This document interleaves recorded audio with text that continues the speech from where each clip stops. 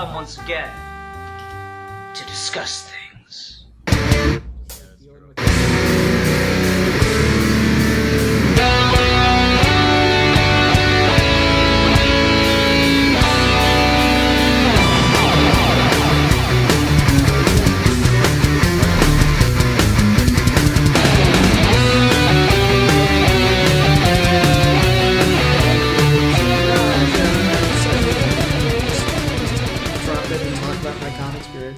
Hello, boils and ghouls, it's your old pal Scythe Pie 2 here, joined today by the real Maggot.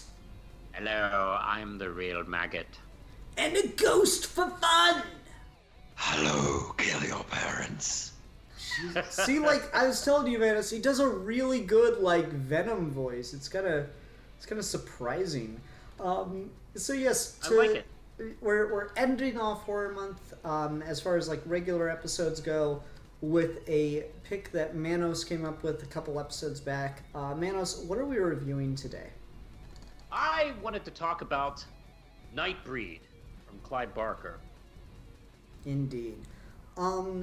So what about this film sticks in your memory and made it something you wanted to talk about?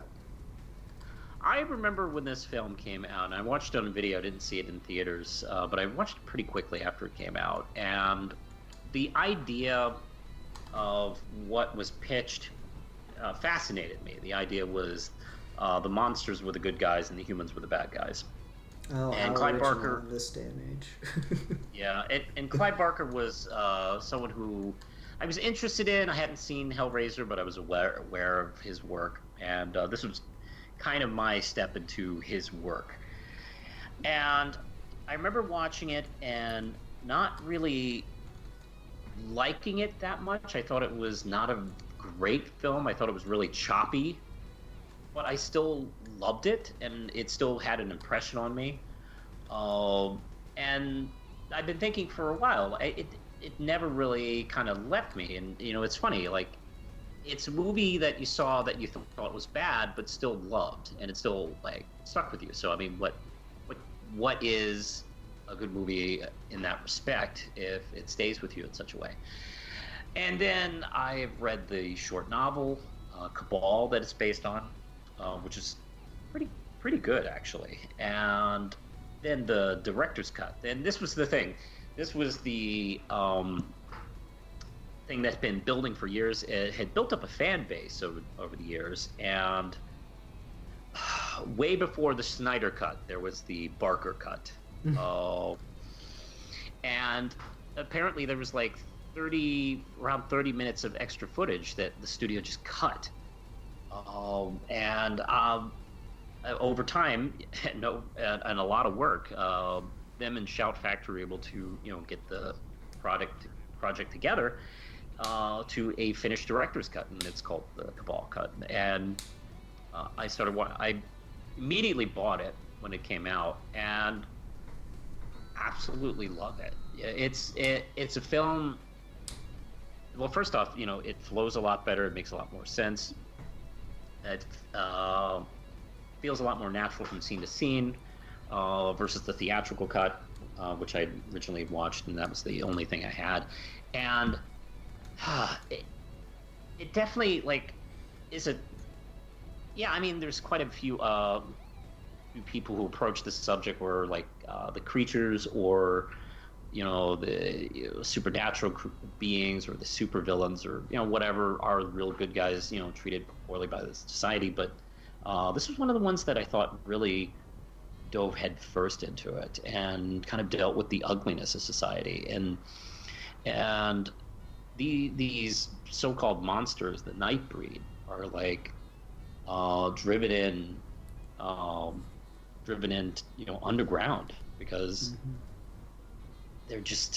they're deemed horrible. They're deemed ugly by society, and even without really having a conscious effort as to why they suppress them, they suppress themselves. And I feel like that's a real, true, horrific idea, that someone can control you to behave in a certain way, even if they don't even know you, even if they have no connection with you. And that's that's what a lot about this film is involved, and it even affects that kind of like, and you can use the subtext of oppressed peoples, Native Americans or Black people, or even women, and of course being that Clive Barker is a gay man, you can also definitely see a lot of gay subtext, especially when consider the novel was written in the late 80s and the film came out in 1990, and how society was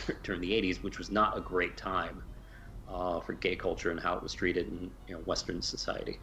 Dr. Decker, for instance, I think can be explored that way. But it's something that always stuck with me as an influence, as society being the true monster.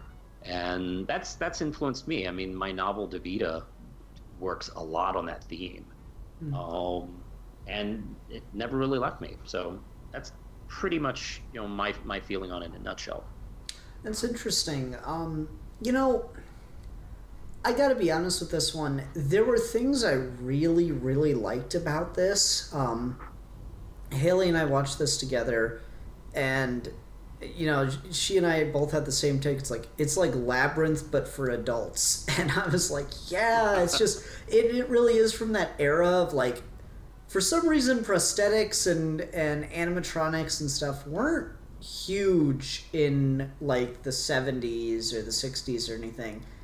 And I'm not sure if just the technology got really good in the 80s and then immediately got completely, dated by or completely obsoleted by CGI, but like it's just the 80s and early 90s just full of like animatronic nightmarescapes when you get right down to it, and crazy prosthetics and stuff.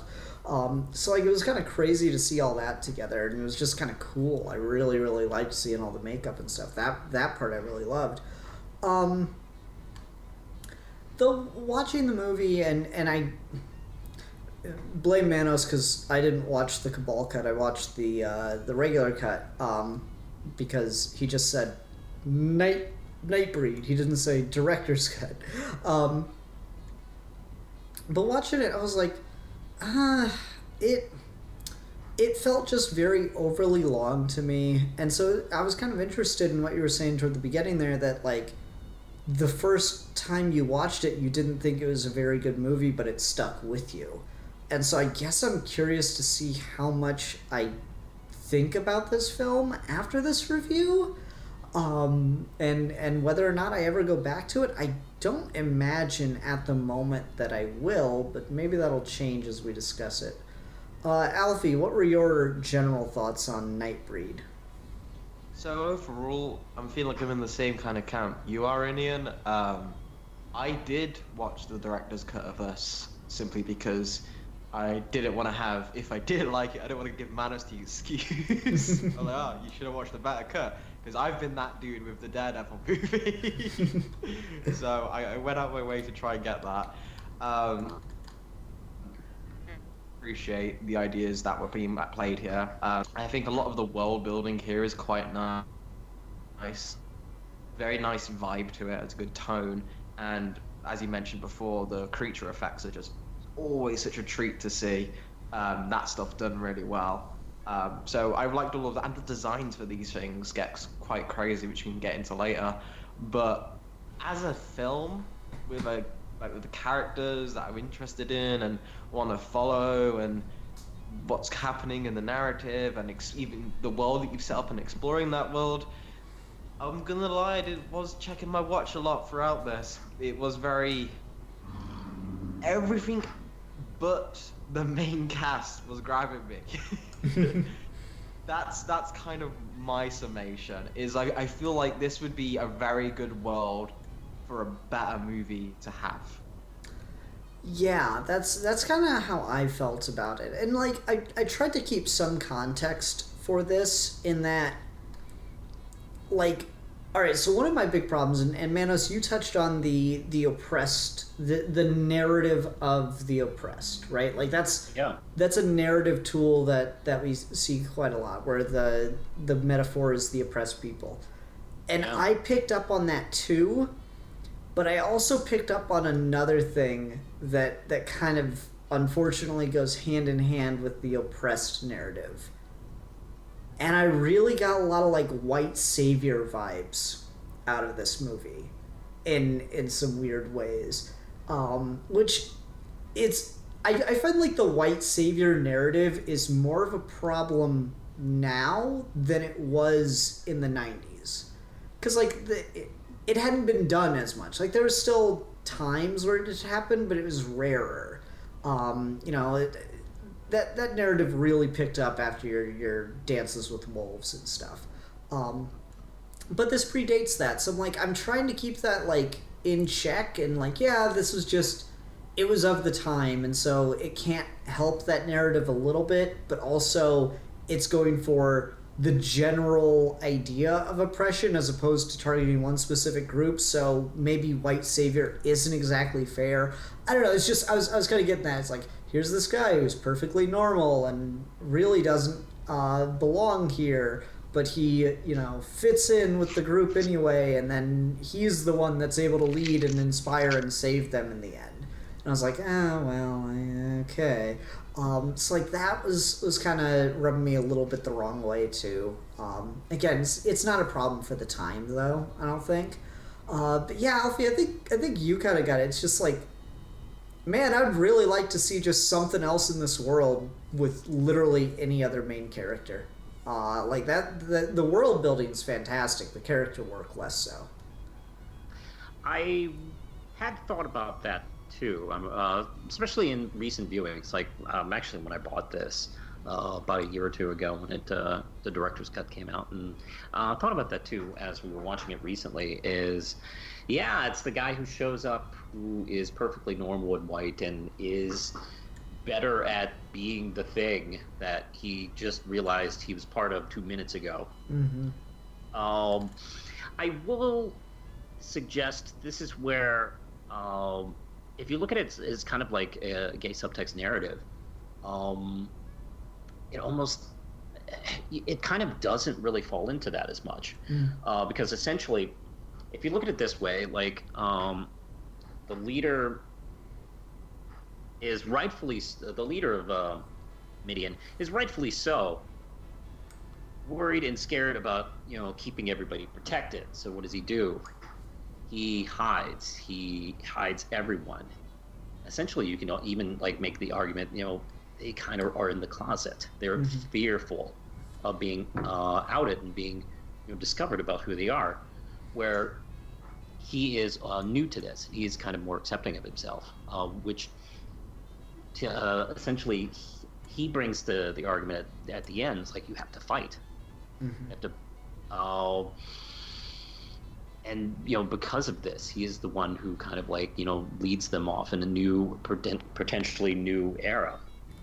And even like you can make that argument with Decker too. I've been thinking about this too. Like Decker is vicariously living his violence through another person. He's blaming it on another person.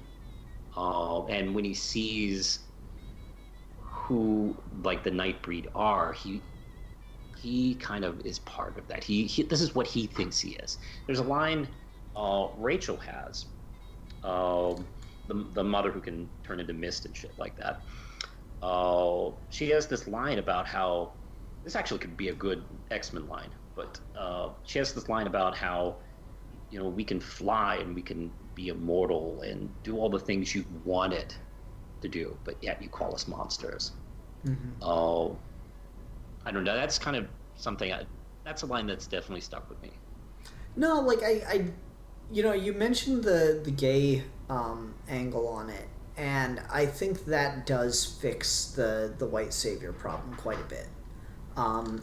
If you take it in that context, because that changes the context from the racial narrative to the social one, and yeah, if Midian is closeted homosexuals, hiding from society and what's his name? Boone? Boone, yeah, Aaron Boone. Boone. And if Boone is the new generation who doesn't want to accept that anymore and wants to be out in the world, yeah, that does work a lot better. I think, to that point, the framing in particular of small town folk and police as the enemy works a lot better there, otherwise than it otherwise would.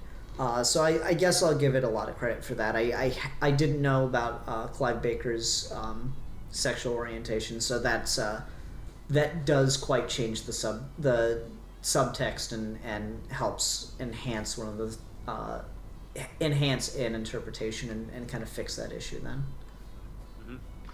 And also, you did briefly mention the police, and there is, man, especially when we get into the second half, when the police get involved, and Charles Hayden's chief character gets in there, who is like evil, like he is a really terrible, evil person, and all his police officers, all his men are really overly excited to cause harm, to cause pain on people. Like there's that scene where they go through the armory and like, oh, look at this cool gun I've got. Yeah. And they probably never have touched these weapons. They probably never really used them, but this is their chance. They're going to use it on these things they hate so much. And there's that scene where he beats Boone in the cell.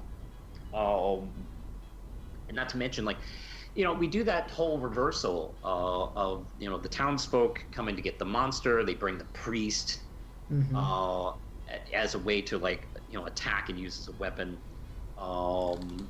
And they even have the scientist and that the whole 9 yards, and it's completely inverted in this.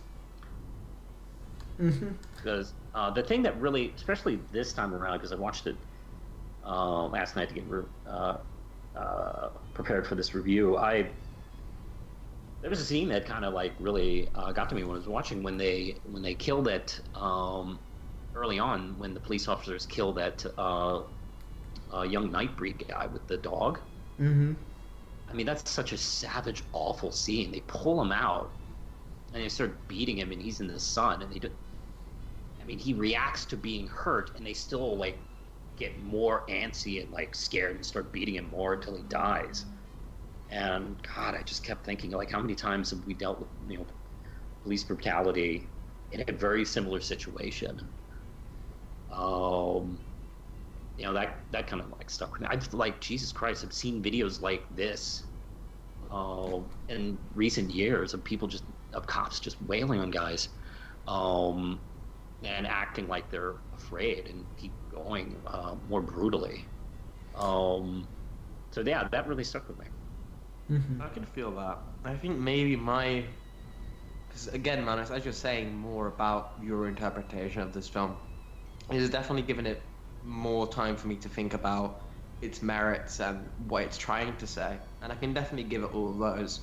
But I will kind of stick to that one of the issues with this, I think, with the story it's trying to tell, is I think this movie has a really bad tone problem. I feel like if you're gonna go that route and you're gonna go that heavy, which I can believe that your interpretation there is a valid one, then also having some of the acting in this and the performances being so exaggerated and some of the scenes being so just, you watch when it is just hard to just laugh at some of the things you're seeing happening on screen, the absurdity of some of these things. I think you could have done a really, again, it's almost rewriting the movie, but I think the materials here, because we bloody start off this film very close with a child murder, so I think you could have gone this way if they wanted to, is the idea of, okay, we've got these monsters and they're being stand-ins for homosexuals getting absolutely attacked and beaten on by the police and the repression of society. Tell that story, really make that hit home.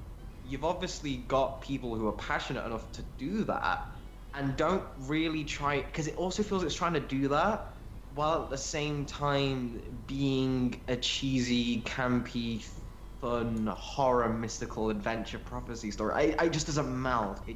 It feels like the two messages are at odds with each other. I think part of that might just be It seems in the modern era we have very little taste for subtext anymore, which I'm actually okay with. I prefer things to just be goddamn overt because we're not sophisticated for subtext anymore. People think Rorschach's the hero of Watchmen, right? Like we're not okay with subtext anymore. It's got to be explicit, or otherwise idiots on the internet will just take completely the opposite message from it. Yeah. So like on one level, yeah, I think that's all there, but I think it is trying to be more subtextual and just be like it used to be in taste just for people to be like, oh yeah, no, there's no social commentary here. This is just a story. Like, the fucking writer of Planet of the Apes is like, no, it's just a cool sci-fi story. I'm like, the fuck it is. Either you're lying or you're an idiot. One of those two. It's just, it's one of those two. You're a fucking liar, you're a goddamn idiot, you didn't know what you wrote. But, like, it feels like that subtext used to be this thing to kind of like deliver a message to maybe the people that needed it the most, and kind of, you know, it's the spoonful of sugar that helps the medicine go down, right? Like big lore heavy movie that's got like this subtext about #gay rights. Like that's kind of there, and so like again I'm put in a weird place with this movie where I'm trying really hard to contextualize myself within the time period that it came out, which I normally wouldn't do with horror. Horror has horror doesn't need that as much as other things, I find. You know, The Omen's just as scary now as it was in the 70s. It's a little slow, because film pacing has just changed. That was one thing I had a big problem with just watching this, is it's just slow by today's standards of how film pacing works. A little bit, yeah. Wow. I don't know, like not terribly, but it's, you know, film pacing today is just ridiculous compared to what it used to be. And like every decade you go back, movies feel like at least half an hour longer consecutively. It cracks me up how much pacing has changed, but so, like, again, that's another thing where I'm just, as I watched it, I'm trying to put myself in a particular context. This wasn't an easy watch for me, is what I'm mostly getting at when I say that. I kept having to put stuff in context in my head to be able to be okay with certain things that were happening on screen, or maybe not to be okay, to buy certain things that were happening on screen. Let me put it that way. So yeah, like Alpha, you mentioned, oh, maybe it would be better if they just leaned into the metaphor more. I'm like, yeah, it probably would be, but that's just not how we did things in the 90s. we hide everything behind subtext because an audience will watch a movie that's got like subtext of gay rights, but they wouldn't accept gay rights messaged movies in the 90s in 1990. Is the thing. It's like you wouldn't have been able to get a studio to buy into that. I think that's the practice. The practice has always been like, you know, lean into the metaphor, so you don't get, you know, the normal people mad. You don't get the Midwest angry at you, so we can make some more extra money. And also artistically, you know, it's often been thought of as more mature if you're. The more subtle you are about your subtext, but I don't know, man. It's just the older I get, the older I get, and the more I watch the news, it's like, you know what? We should probably strip away the subtext and just do text, because a lot of people don't get it. I mean, more every once in a while, I'll like listen to somebody realize that Rage Against the Machine is like really leftist. Like, how could you not know that?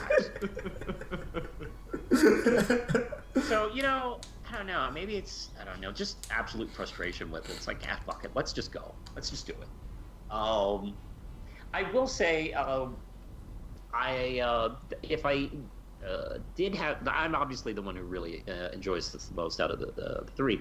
I will say, I would probably, if I had any like strong criticisms of it, I would probably say that I would probably there's quite a bit of exposition. There's a lot of like quick explanation of what's going on, where the film does a lot of telling instead of showing. Which there are times where I wish, you know, maybe we could have a little bit more. I mean, we have a little bit, like when Laurie is entered into that room with the mural all over the place. It's telling the pretty typical like fantasy prophecy that always gets put on walls and shit like that. And also given some backstory with the child with the psychic powers, which is a really good moment actually. Maybe if just perhaps a little bit more is done than that, but like no, we're in the car, we gotta explain some shit. Okay, now let's explain some more shit. All right, let's go back to this. I wish there was a little bit more, kind of stretching out, and, doing a little bit more, since the director is a novelist first. I wish that maybe there was a little bit more visual storytelling. Yeah, I'd get you there. It's one of those things where clearly it's not his medium. It's not his median either. He doesn't like those things in the middle of the fucking roads. Let me tell you, have I done my Fort Wayne median rant? I haven't done that in a long time on this show. Oh God, again? Come on, man. You said you were done. But no, like that's really that is a very good point, because I couldn't quite hit on something. But yeah, there's a lot of like talking to explain things where I feel like you can just show it. Like, oh, what do they call them? The berserkers?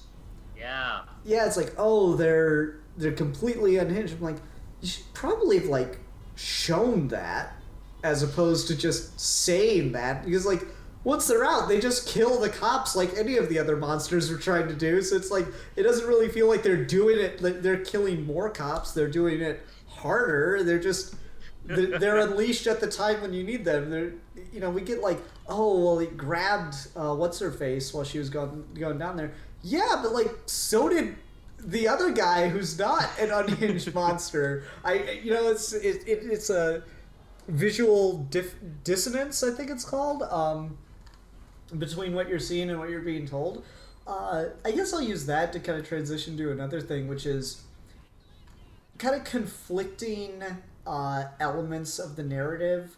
And again, this kind of goes to, oh, well, it creates a more rounded, three-dimensional world to have characters who, even though they're on the right side, they're not all good, like the dreadlock motherfucker that kind of gets everything started by biting Boone. I'm like, he's kind of like bad news. He's trying to kill Boone early on. He just wants to eat him. He's the law. I like meat. Yeah, he's trying to kill his girl, and so it's like, when you got like, oh, society is the real monster. That dude wanted to eat two people. Like, it's again, like it's early on in the film, so it's kind of like getting you to play into your expectations a little bit. So on one level, it's clever writing, but on the other level, it's like, does that really work narratively? And then I guess you're somewhere on the middle, like, well, not all of them are going to be good. There's going to be, like, at least one crazy guy. I'm like, yeah, I get it, but at the same time, it's just... Yeah, it's a populace, so, there's going to be not the best people in a group, in a population. Certainly, but it's just... It creates narrative dissonance, and it leaves you in a place where you're not sure about a character. And then what's really particular about it is, like, they don't really do much to settle that character, right? Like, he's like, oh, I was the one that started the prophecy. And then, what happened to him? Did he get killed by the cops, or...?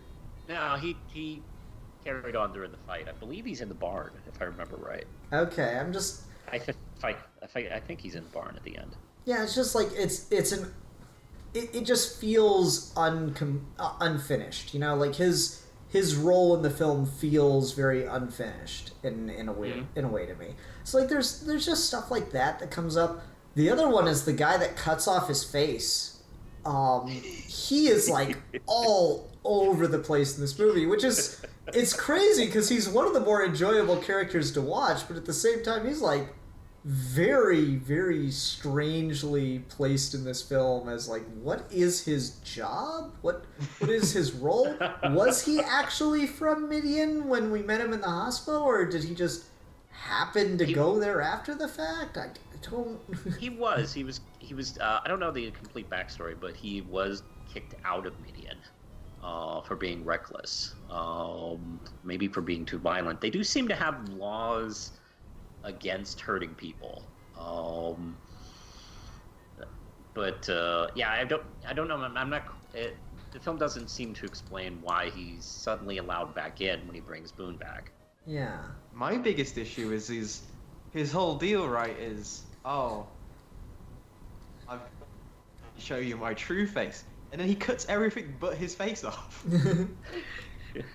Like, come on, dude, commit. It is quite a tease, isn't it? But he's got my favorite line in the fucking movie. He's got my favorite line in the movie. I love a coward. Like, oh, that was so good.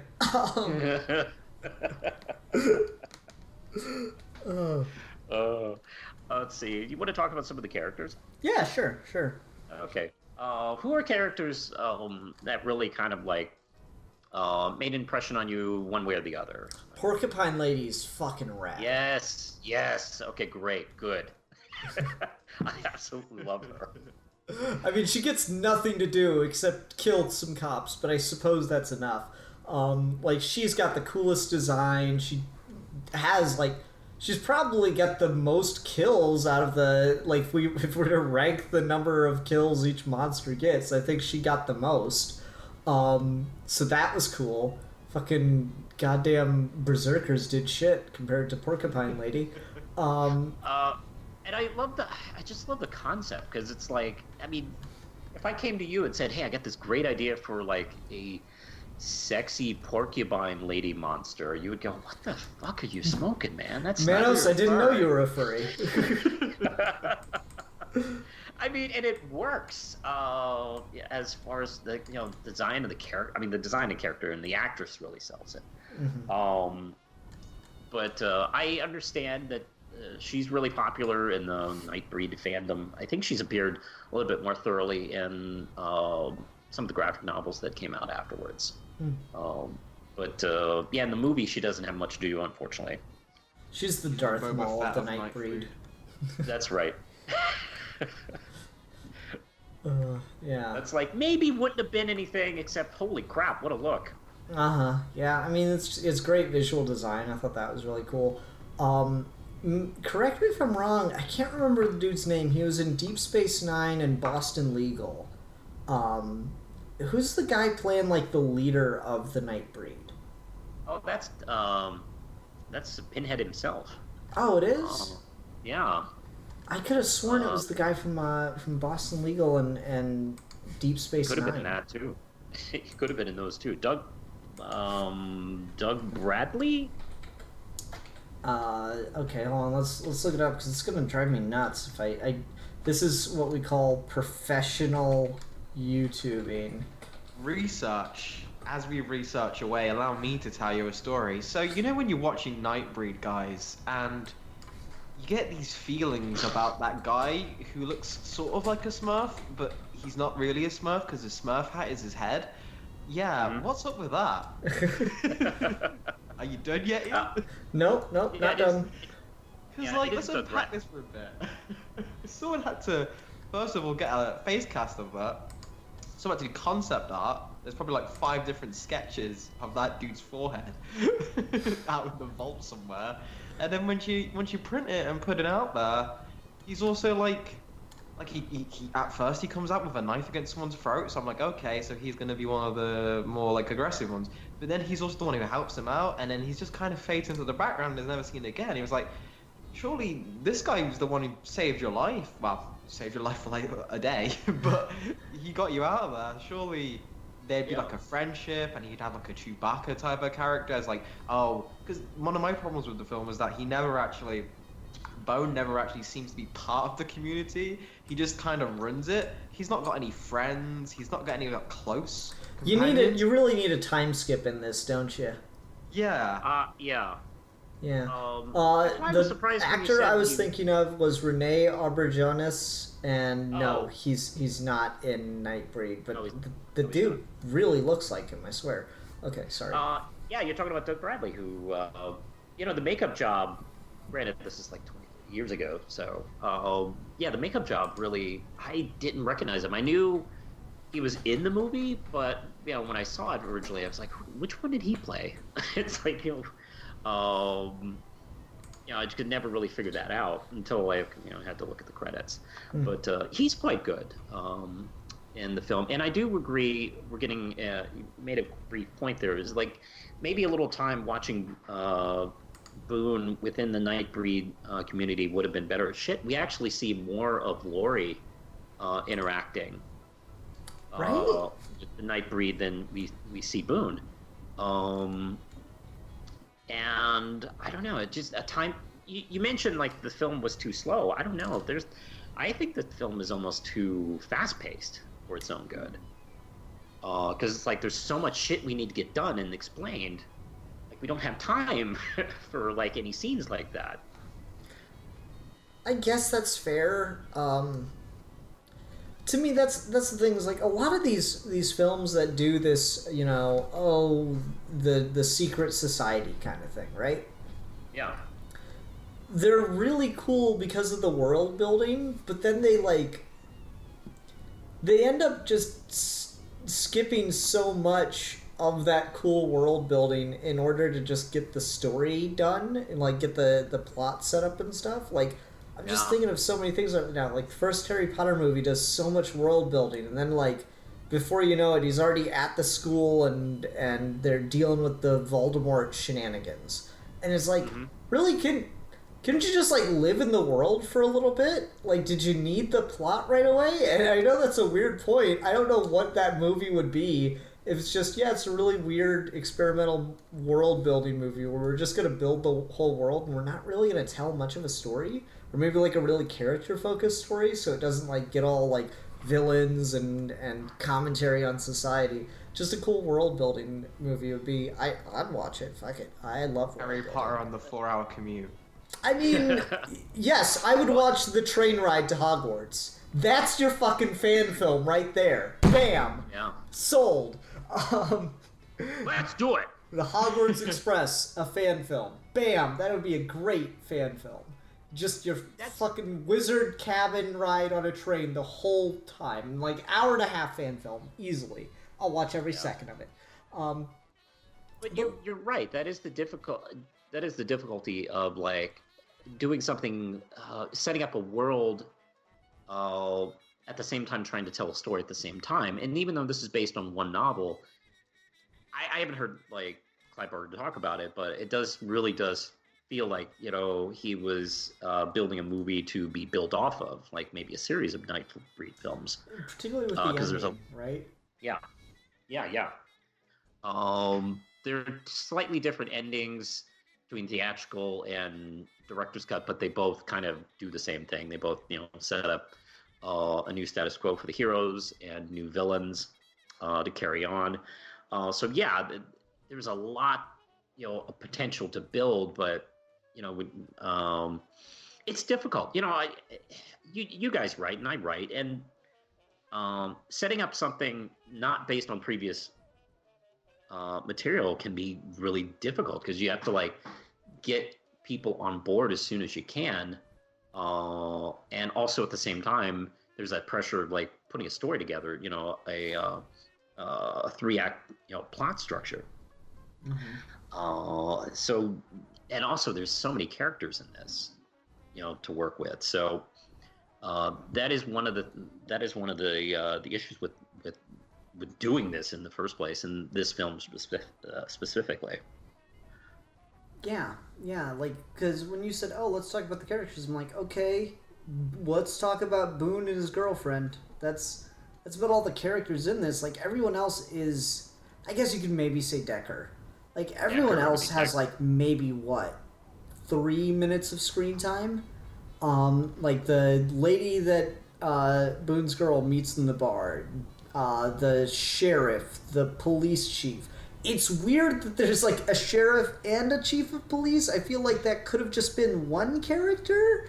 But whatever. Like the sheriff gets, you get a feel for about like the inspector or the. Yeah, the black police officer. He wasn't from that town. Yeah, I know, I get that, but I'm just saying, like, Okay. it's narratively, you see what I'm talking about? Like, they both kind of serve the same function, which is to be essentially manipulated by Decker into going after the residents of Midian. So did it really need to be two characters?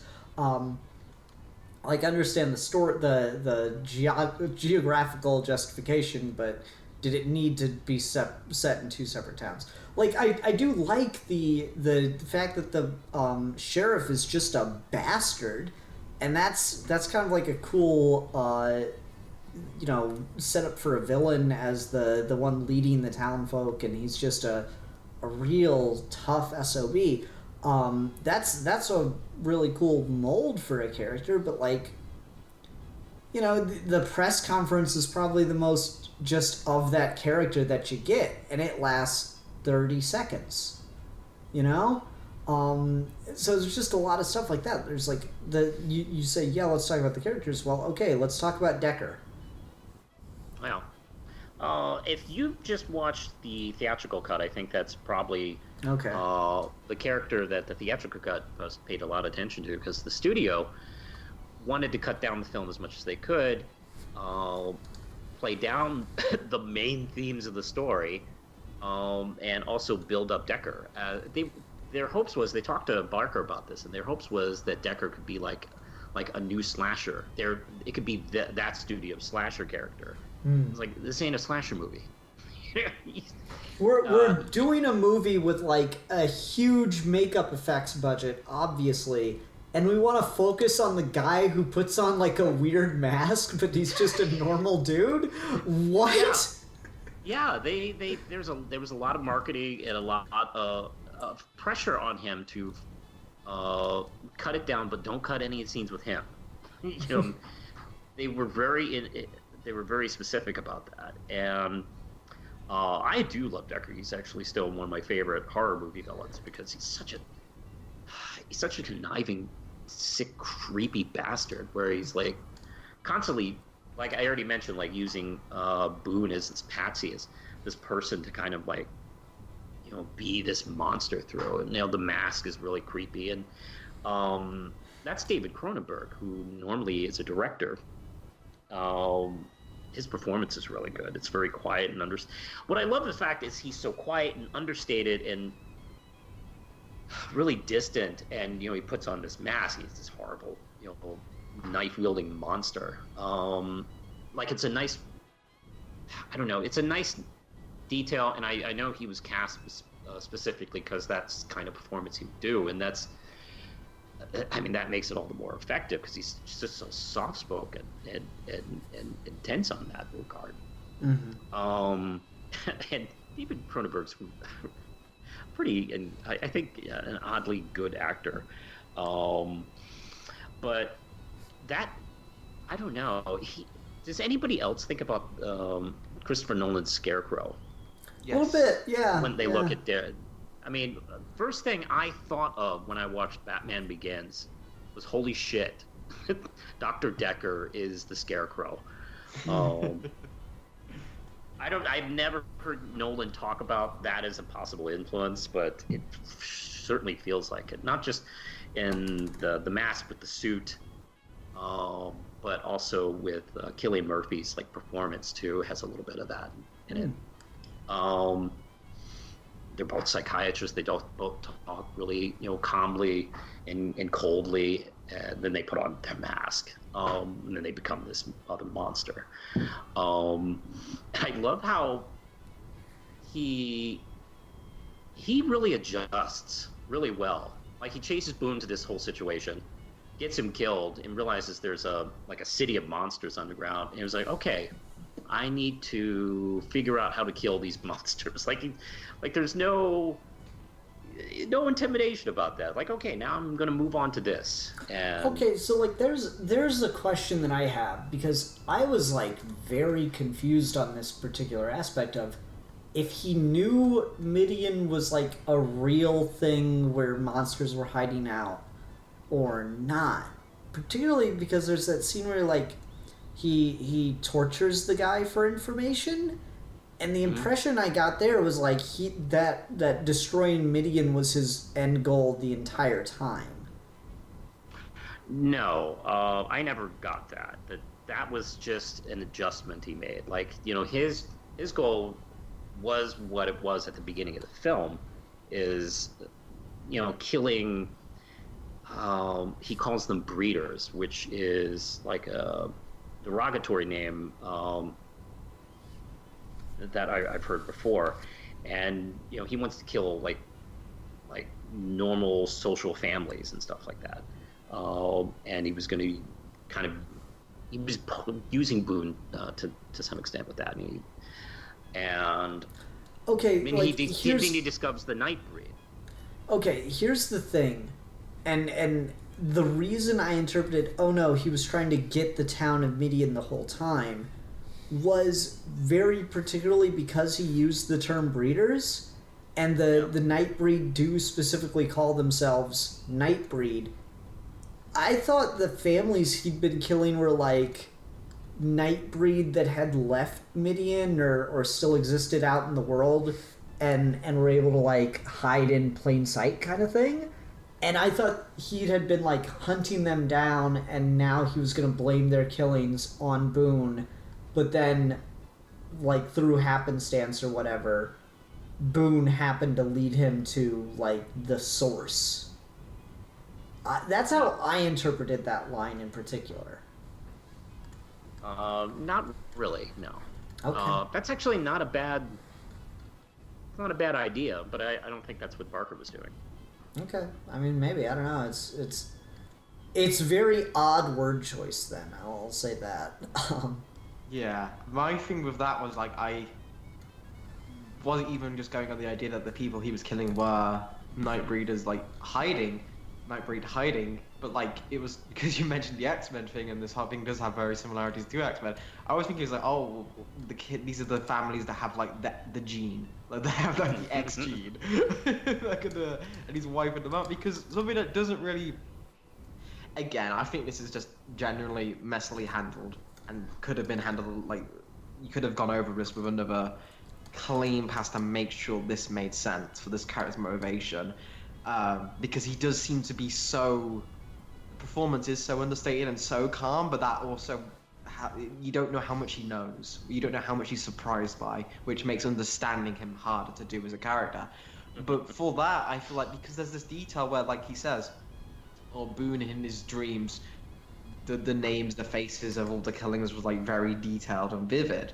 So you can go two ways with that. So either way, he was like using post-traumatic suggestion to make him think of those dreams to say that, or because we know of the whole prophecy thing, he actually was dreaming of all the murders because they were all Nightbreed, and he was seeing that happen. And then as a happy coincidence, he's like, oh wow, shit, I can use you to blame you on the killings.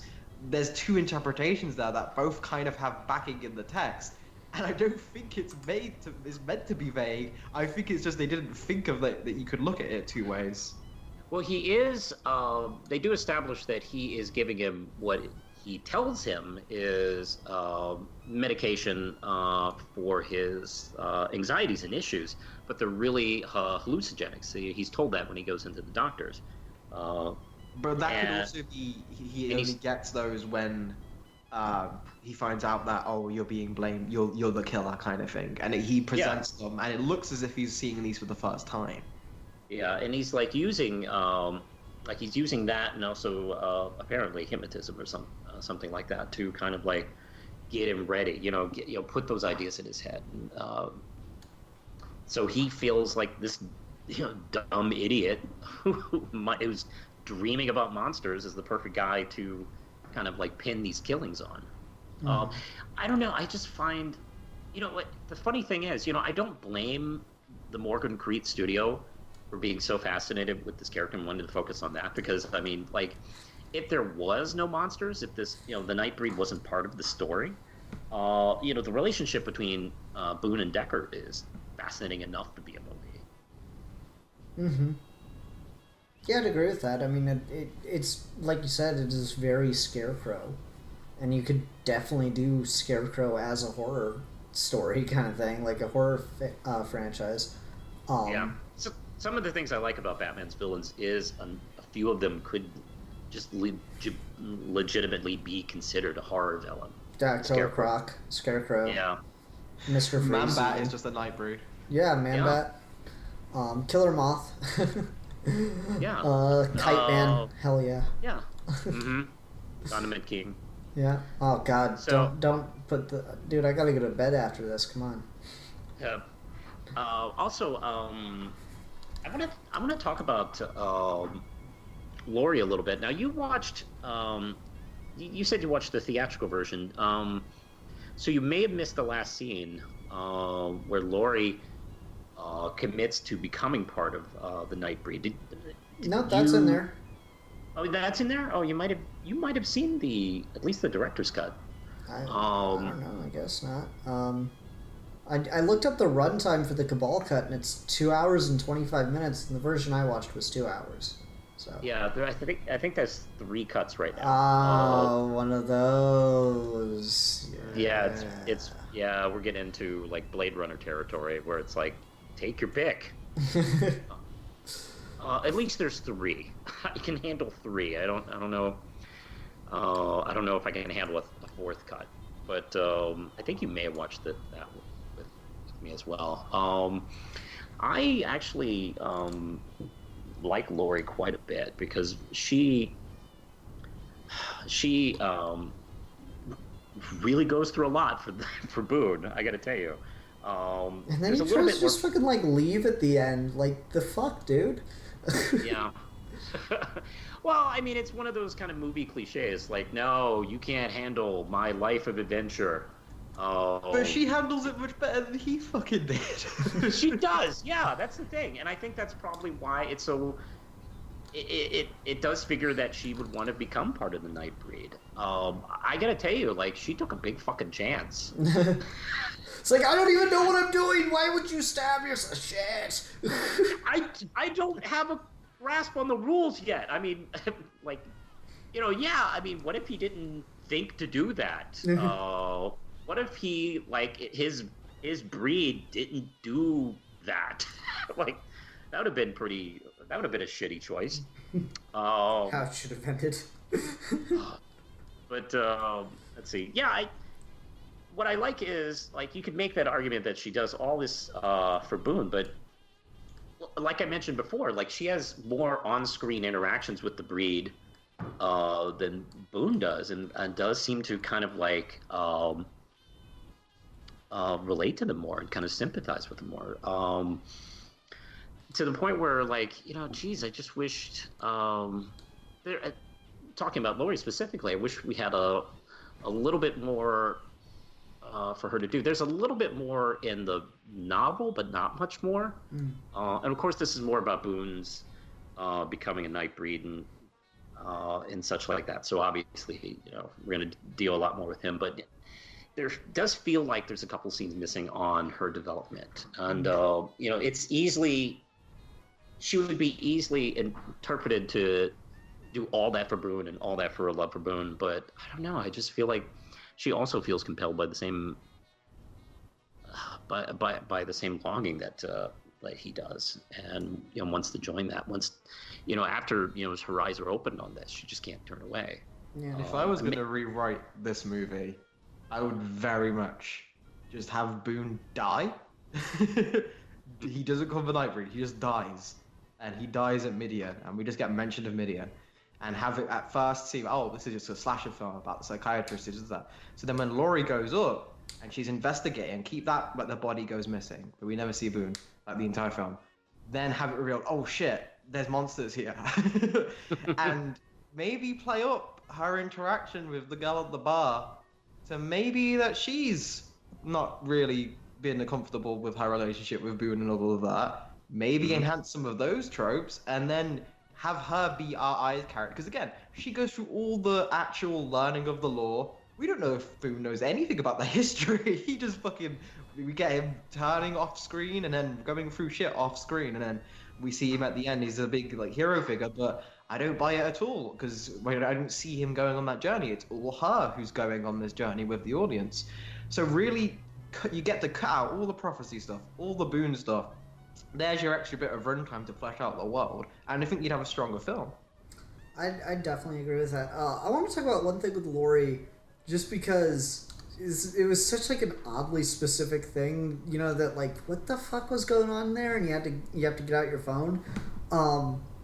Did anyone recognize the song that she sings in the bar? Did anyone know that song? Like, oh yeah, I've heard that before, or anything like that? I can't remember it. Okay. Yeah, what's the song? I don't know the name of it. I had to look up the lyrics because one particular line, like, I kept hearing wrong, and I'm like, there's no way, because under no context does that word make sense. Because it's like, it's something to the fact of like, I want an angry man, and then I could have sworn she said, I want a gay man, and I'm like, what? It does sound like what that. What the fuck does that even mean? Because, like, if you interpret gay as an homosexual, it doesn't make any sense. If you interpret gay as happy, it doesn't make any goddamn sense. So I had to, like, look up the lyrics, and it was, I want a caveman? And then, like, I actually read the rest of the lyrics, and, like, it's a really, like, it's one of those songs that just has not aged well, because if this is a real person's thoughts, then you're just a bitch. Where she's like, she intentionally is doing stuff to try to piss off the guy that she likes because she wants to see that he'll like fight for her. It's like, you fucking manipulative bitch, get out of here with that bullshit. So that just stuck out to me. I read the lyrics to the song she sings. I'm like, what a fucking goddamn. It's that kind of shit that girl that makes you get in a fight. And it's just like, God, that toxic bullshit. Anyway, so that stood out to me, and I wanted to make sure I mentioned it since I went to all the trouble of looking up the lyrics. Mm-hmm. In retrospect, I Want a Gay Man maybe fits better with the context of the film. It does, and I wouldn't be surprised about that. All right. Anyway, that's all I had on Laurie. I pretty much agree with Alfie. I think she's the one that goes through all the character stuff, and I don't know. She's again. I feel like I'd just be making the same point again. So I'll just say this real quick, and I don't really want to dwell on it. But like, you know, with the subtext of like the homosexual experience being the metaphor here, it is a little weird that our hero ends up in a hetero relationship by the end of it. Well, don't forget. After all the self-discovery. Written. Yeah, no, definitely. Yeah. And, you know, of course, you know, being in a heteronormal relationship does kind of fit into the relationship because, you know, he is in what is naturally thought of as acceptable and, you know, a real relationship by society deems. And then, you know, living that life and then realizing there's a life beyond that is more true to him. And you're right. Like if they had not stayed together, you know, that could have been, you know, reflected. But the fact that in the director's cut, she chooses to also become that as well, because she also goes through her journey trying to figure out what the fuck is going on with him. Maybe discovers that about herself. And I do feel like maybe there could have been a little bit. I already mentioned this before, but I feel like there could have been a little bit more dedicated to that. Yeah. What else can we talk about with this movie? We need a few more minutes. I have some bullshit fun trivia. Sure. Neil Gaiman is an extra in the bar scene. Really? My drinking buddy. He's of course friends with Clive Barker. I always kind of viewed Barker as like the more horror, sadomasochistic version of Neil Gaiman. So yeah, you know, he's somewhere in the bar scene, which is hilarious considering that's kind of a rock and roll cowboy bar or something like that. What's that, Lindsay? Oh, there is a picture of him on set, and he does have a cowboy hat. Oh my God. Neil Gaiman in a cowboy hat is like my sexuality now. That's fantastic. I haven't even seen that picture, so I gotta look that up. Um, There's your thumbnail. yeah. Now Danny Elfman did the score on this. It was the Yeah. 90s. Danny Elfman did the score on every weird horror movie. especially 1990. And not only him, but Shirley Walker, the composer of Batman animated series, did one piece of music for this. Oh, interesting. I didn't know Yeah. they ever worked together directly like that. Yeah, this probably was actually them working together on this before they worked together on Batman the animated series. Because let's see, if I'm not mistaken, I think Elfman did the main theme for Batman the animated series, and then Shirley Walker followed up with doing the rest of the series. And one thing I don't think will be too meaningful to you, but I'm a big old cult horror movie sci-fi fan and mystery science theater fan. But I didn't even realize this until I actually watched it last night, until I was like looking through the credits. B-movie actor John Agar is in this. And John Agar, during the 50s and 60s, was the generic white guy lead actor for any horror sci-fi film, especially Universal. Universal married this guy, as you know. Like he's in the second Creature of the Black Lagoon, the Revenge of the Creature. He's in like some westerns. He's in the Mole People and Attack of the Puppet People, and like God, he's just in a ton of old sci-fi movies. And he plays the old guy that gets tortured by Decker. And you know, what's funny is I remember liking that performance, and it was like, I've never seen John Agar give an interesting performance before, and he's actually really good in this movie. It's like, fuck, was he actually a good actor? And I never knew it. I mean, he's got a lot of credits from the sounds of He's got things. a lot of credits. Yes, he does. He's got a long IMDb page. Interesting. Oh, that's all cool. I think it's fun to find out about that stuff. This is, yeah, I mean, the 90s, like early 1990 is when this came out. So it's like, it is kind of sandwiched right in that era where like a lot of things were happening. There were a lot of up-and-comers, but there were still a lot of people still working in industry regularly that like had been there for a long time. So that's kind of just a neat little thing then. It's cool. It's also, you mentioned some of the special effects in it, and then this is an interesting time because there's some really nice map painting work in this film, and you can tell. I mean, especially nowadays, you can tell a map painting. But this was kind of pretty much at the end. You know, we're a couple years away from CG doing everything, and it's kind of nice, actually. I don't know. It's kind of nice to watch a fairly kind of modern film use that technology, unironically. Yeah, I mean it's kind of crazy when it's like on the way out and stuff to see what sticks and what doesn't, and then there's just like, again with like the animatronics and the heavy use of prosthetics, like this is, you know, when it was at its height, you know, right before it started to die off, and then we just went CG with everything. And you know, like I'm someone who actually, you know, tends to like CG a little bit more because the thing everyone says is, oh, CG, it looks so fake. Yeah, but the trade-off is it moves better. Because like the thing no one talks about with practical effects is they often have really weird stilted movement. Whereas CG will move more naturally, but it doesn't integrate in the scene as well if you're not really, really good at what you're doing.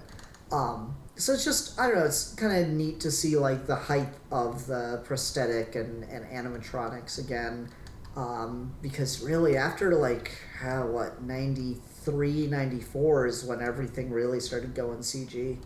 I'm of the school of using CG mixed with practical effects, and not overusing it, because of course, like any new toy, Hollywood just used the shit out of it to degrees that it can't really be used convincingly, and way too often it's very tricky to use it in a horror movie, for instance, because you're just looking at a cartoon, and it's not all that scary. But I've seen people use it very well, since we're talking about the 1990 movie Nightbreed, Lindsay and I just got done watching the Dark Crystal TV series, which uses, of course, it's like a prequel to the 80s movie, and they still use practical effects and puppetry, but they do use CG here and there sparingly, and they actually even use it on the puppets themselves to give them a little bit more spark of life, which is ingenious. I've never thought of using it that way, mixing it that way, but it's a cool way to use like practical puppetry and animatronic creatures, and mixing it with CG to just kind of make them wink a little bit more, be a little bit more lively, and it works. It's actually brilliant because like Dark Crystal Age of Resistance, there are times where I literally forget they're puppets and, until they jump around like a puppet. Like, oh yeah, that's right, they're puppets. Like I kept forgetting. So I don't know. I'm a big fan of using it that way. All right. Well, I think we're gonna wrap up. Let's go ahead and go on to ratings. Alfie, why don't you go first? I'm curious where you're landing on this. Well, overall, again, like most things of this nature, it is something where there is enough passion behind it where you do a discussion format. You probably do come away with a better take than you had before. So that's definitely my case. But still, I don't see this be something I go back to at all unless it's on and I'm nostalgic, or I maybe have like a extra experience like you mentioned, Manos, where the more I think on it, I'll actually grow more of an appreciation or fondness for some of the ideas at play here. So who knows? But for now, Alfie in the present, not future Alfie, coming back to warn us all about the androids, I'm gonna go and say I'm gonna give this a 3 out of 5. Damn cannibals.